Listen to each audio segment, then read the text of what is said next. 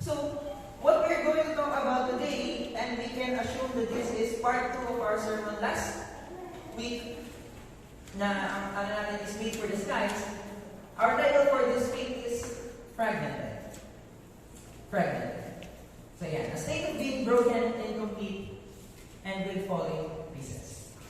Being fragmented.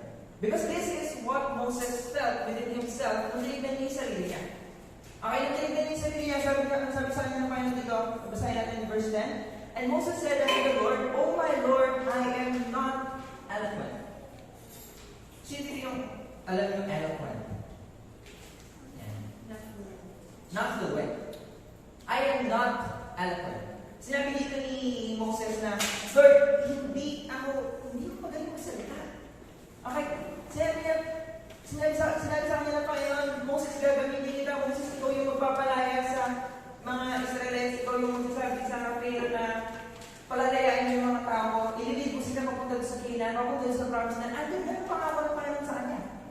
Okay, pero ang unang-unang nakita ni Moses is, Lord, I am not eloquent. Nag-actually dito, nag-OMG siya dito. Pero yung OMG niya, OML. Diba? Sabi niya, oh my Lord. Kumbaga nandun yung fear. Nandun yung insecurity. Okay? Pumasok sa kanya yung insecurity. At sinasabi niya yung sarili niya, I am not eloquent. Hindi ko kaya. And the reason bakit niya po naisip na hindi niya kaya is because alam niya yung sarili niya. Kilala niya yung sarili niya. And sometimes knowing ourselves is the greatest hindrance of the blessing of God. Knowing our capabilities and limiting ourselves on our capabilities gives us a distraction na hindi na po natin nakikita the power of God in our lives. Because we only judge our situation based on our capabilities, not on God's. That's the problem na pinagdaanan po ni Moses dito. And we can say that Moses felt that he was fragmented. Moses felt that he was fragmented. Tuloy natin, but I am slow of speech and of a slow tongue. And the Lord said unto him, who had made man's mouth? This is the question. Kaya natin natawag na part 2 ng ating series last week, ng ating preaching last week, is because ang tinanong sa kanya ng Panginoon dito, who had made man's mouth? Sino ba gumawa ng bibig mo? Bumalik siya dun sa pang 6 day na creation ng Panginoon. Nung dumakot ng Panginoon ng lupa sa lapag, binugahan niya yung lupa, naging tao, yun yung sinasabi ng Panginoon dito. Sino bang gumawa sa'yo? Sino ba lumikha sa'yo? At sino ba yung nagsasabi sa'yo ngayon kung anong dapat mong gawin? Is it not the same person? It's still God. Kung sino yung lumikha sa'yo at kung sino yung nagsasabi sa'yo yung instruction today, isang tao lang po yan. Okay, isang persona lang po yan. That is still God. That's still the Creator. And makikita dito yung parang irony. Nung sinabi ng Panginoon na let there be light, ang sabi ng light, yes Lord, at nagkaroon ng light. Nung sinabi ng Panginoon na let there be seas and let there be skies, sabi ng mga natural elements, yes Lord, at nag-form sila kung saan nila. Nung sinabi ng Panginoon na let there be fishes, let there be birds in the skies, hindi naman sila nag-shout sa Panginoon. At bigla naman sila nangyari. Okay? At ang sabi ng Panginoon, let us make man in our image. And the first time na nag-create ang Panginoon ng isang bagay na kayang magsalita, kinusyon na siya. Okay? That is the irony of human being. Is nung binigyan tayo ng Panginoon ng sapat na intelligence para buhatin yung sarili natin, nag-question tayo sa Panginoon. And that is the fall of isa sa mga kahinaan ni Moses. Tuloy natin yung verse. Or who maketh the dumb, or deaf, or the seeing, or the blind, have not I the Lord? Now therefore go, and I will be thy mouth, and I will be with thy mouth, and teach thee what thou shalt say. The word of God becomes more powerful the moment it gets more personal. One thing we can learn about the Word of God, hindi siya magiging makapangyarihan po sa buhay natin if we're not going to apply it on a personal level. If we're not going to apply the Word of God on a personal level, hindi siya magiging applicable sa atin.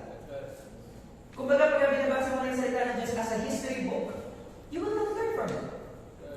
Jesus Christ, or God, hindi po niya ginawa ang Word of God para magbasahin natin at para mag-enjoy tayo dun sa mga stories sa Bible. The reason kung bakit po nabuha ang Word of God, bakit makumpaya 66 books of the Bible is for us to learn from their mistakes and learn from their success. Kaya binigyan po sa atin sa salita ng Diyos, this is a compilement of the people of God na kinausap ng Panginoon, and even though hindi sila perfect at marami din po silang pagkakamali, pinagsasabi natin sinabi ni Pastor last week, di ba? Na yung pagkakamali ni pinapili si yung king. Kung anong mangyayari, ay, mga devotion na natin yan. Pinapili yung king kung anong mangyayari, kung anong pipili niya. 7 years na magkakaroon ng famine doon sa land? Or 3 months na habulin siya ng mga kaway niya? Or 3 days na i-destroy ng Panginoon yung Israel? So, hindi lahat ng nandito po sa Bible perfect. Wala pong perfect na tao dito sa Bible. Pagka binasa natin ang Bible, makikita tayo ng mga tao na nagkamali din po sila. Okay? Na nagkamali sila, na dumaan sila sa paghihirap, nagkaroon sila ng bad decisions, even the person na sinasabi na the man that came from God's own heart, nagkaroon pa rin po siya ng problema when it comes to adultery. Pero, pinapatay niya yung sarili niya general. Di ba? So, which gives us the perspective that we are all fragmented. We are all fragmented. Ito yung isang kong bagay na na-realize ko, na akala ko po nung bata ako, na may mga tao lang talagang natatraumatize. May mga tao lang talaga na dumadaan sila sa matinding mangyayari sa buhay nila, and that causes them to be traumatized. But then I realized, lahat tayo, on some personal level, we are all traumatized. Pagka lumingon tayo sa past natin, we have all things na nire-regret natin. We all have things na natatakot na po tayo kung naaalala natin. Correct? Nahihiya na tayo sa sarili natin kung naaalala natin. Nahihiya tayo sa Panginoon kung naaalala natin. We all have traumas and we are all fragmented. Correct? We are all fragmented. Pagka lumagpas ka sa certain age, ma-realize mo na wala palang completely sane may human adult. Wala palang human adult na hindi dumaan sa pagiging traumatized. Okay? Lahat tayo dumaan dito. And we can, and the reason kung bakit ko po sinabi yun is because I want you to put yourself in the shoe of Moses. Okay? Minsan dinadjudge po natin si Moses na sinasabi natin, kasama mo naman ang Panginoon, bakit hindi mo gawin? Kasama mo naman ang Panginoon, ba't di mo naman kausapin si Pharaoh? Ba't di mo naman palayain yung mga Israelites din sa Egypt?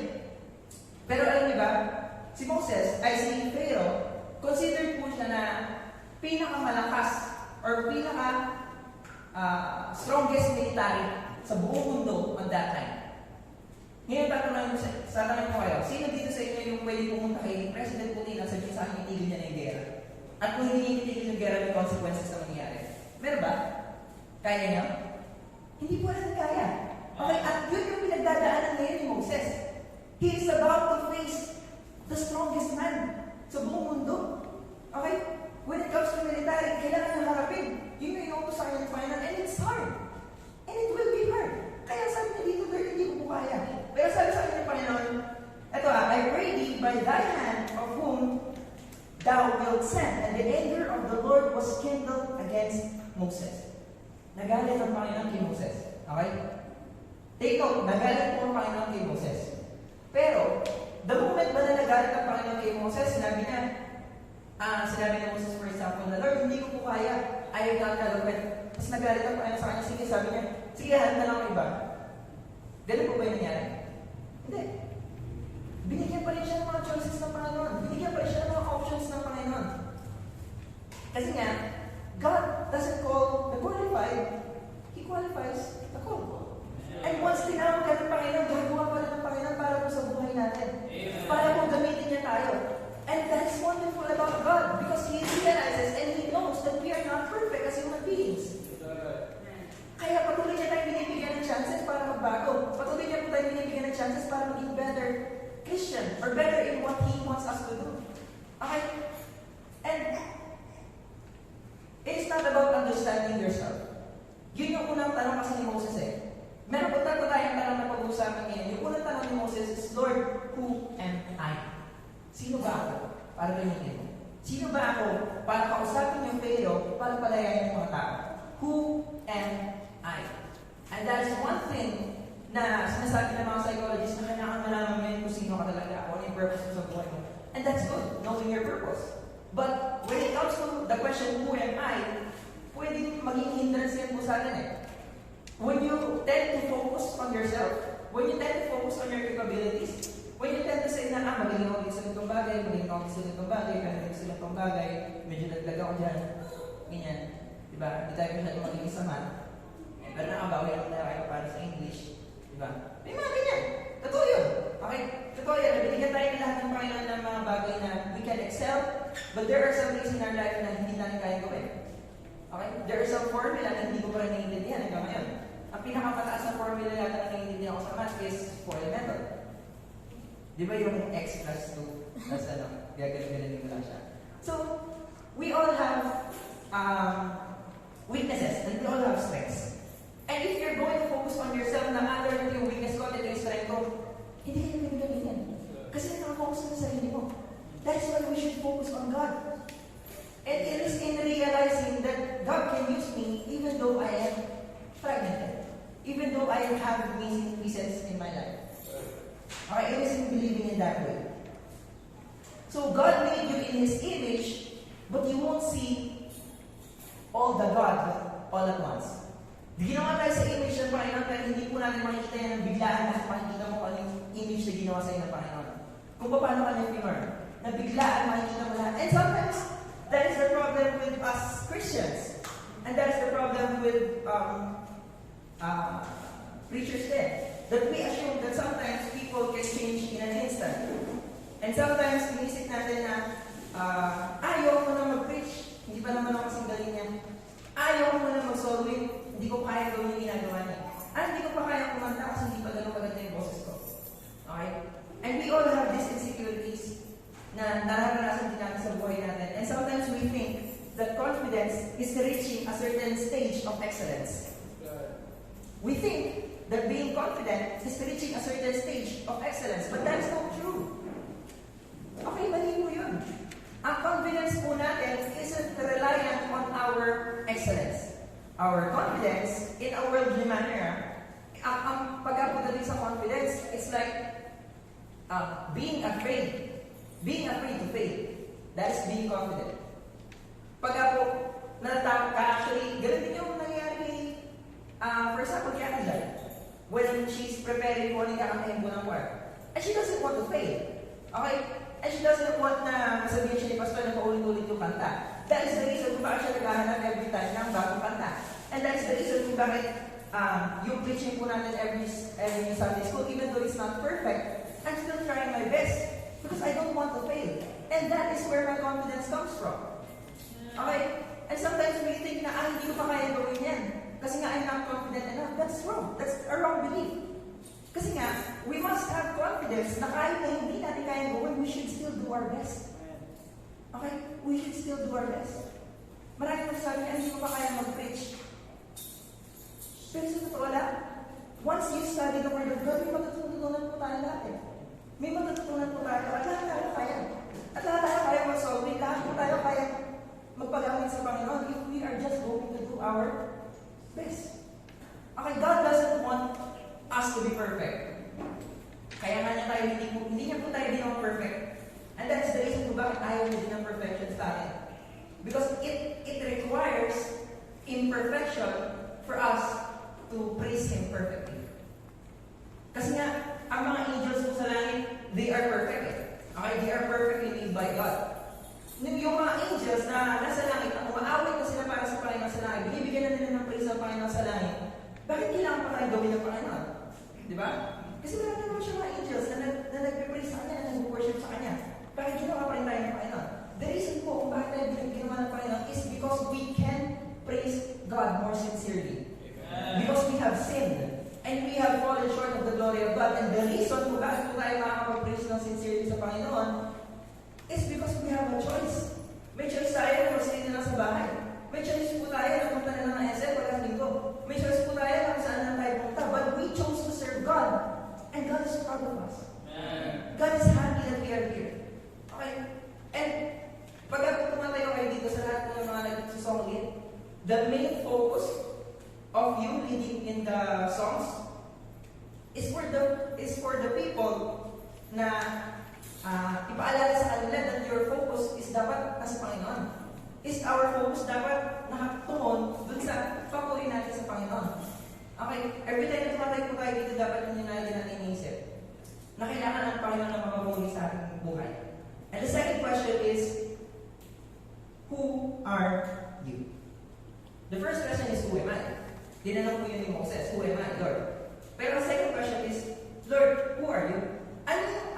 Sino yung sasabihin ko sa mga tao pagka tinanong nila sa akin, sino nagpapalaya sa mga Israelites? Sino? Yun yung tanong ni Moses, Lord, who are you? And sometimes, it is hard to know what. It is hard to know how. Lord, paano mo po ako magpapalaya? Lord, paano mo po ako gagamitin? Hindi naman ako marunong. Lord, paano mo po ako tuturuan? Mahirap ako matuto. Lord, paano mo po ako bibigyan ng chance? Lord, paano ako magkakaroon ng trabaho? Paano ako magkakaroon ng bagay? Paano ako maiiwasan ng crisis na nangyayari? And we all have that fear. And we all have that insecurities. But it's not about knowing how. It's about knowing who. Sino? Okay? If we know kung sino, if we know the God who reigns above us, the how, it's not that important. It's not that important. Pag nalaman na po natin kung sino yung Diyos na pinagdiling ko lang natin, Lord, tinanong sa ni Moses Lord, paano mo po ako gagamitin? I am not eloquent. Hindi ako fluent magsalita. Hindi ko kaya mag-preach. Pero sabi sa kanya ng dito, on verse 14, and the anger of the Lord was kindled against Moses, and he said, is not Aaron the Levite thy brother? I know that he can speak well. And also, behold, he cometh forth to meet thee, and when he seeth thee, he will be glad in his heart.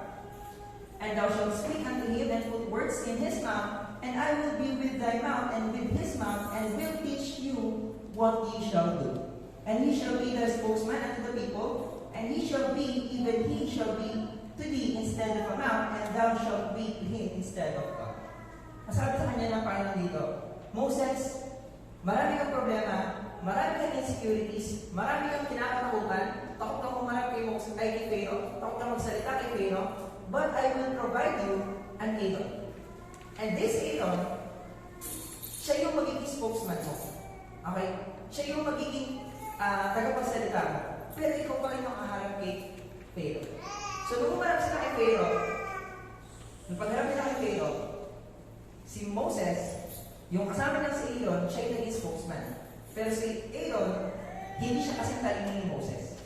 That's the thing. We all have things na magaling tayo.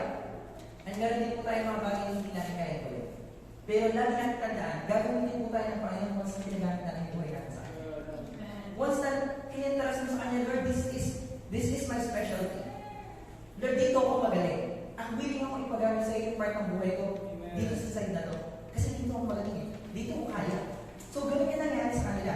Ang Exodus 3:11, balik tayo ng isang chapter, sabi dito, and Moses said unto God, who am I that I should go unto Pharaoh, and that I should bring forth the children of Israel out of Egypt?